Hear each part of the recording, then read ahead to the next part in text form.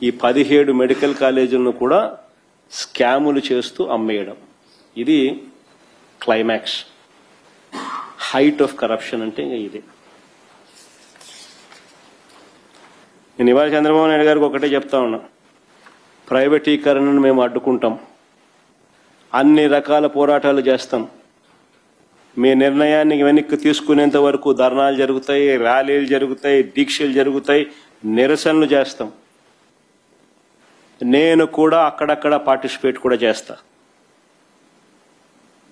అన్ని రకాలుగా దీన్ని అడ్డుకునే కార్యక్రమం, అడ్డుకునే ప్రయత్నం జరుగుతుంది.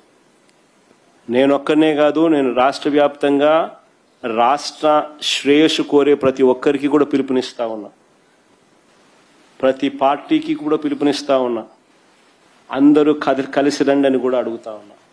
ఇది రాష్ట్రానికి సంబంధించిన ఆస్తులు. ఈ ఆస్తుల వల్ల ప్రజలకు మంచి జరుగుతుంది. ఈ ఆస్తుల వల్ల ప్రజలకు జరిగే శాశ్వత మంచిని చంద్రబాబు నాయుడు తీసేసే ప్రయత్నం చేస్తా ఉన్నాడు. దీన్ని అడ్డుకునే కార్యక్రమంలో ప్రతి ఒక్కరూ కూడా ముందుకు రావాలని కోరుతా ఉన్నాం. అందరం కలిసికట్టుగా దీన్ని వ్యతిరేకించే కార్యక్రమం ఖచ్చితంగా చేస్తాం. ఇన్ని చేసినా కూడా పొరపాటున మీరు బరి తెగిస్తే మాత్రం ఒకటే ఒకటి చెప్తా ఉన్నా, ఎవరైనా టెండర్లలో పార్టిసిపేట్ చేయండి, ఎవడైనా రాండి, కానీ ప్రతి ఒక్కరికి వార్నింగ్ ఇస్తాను.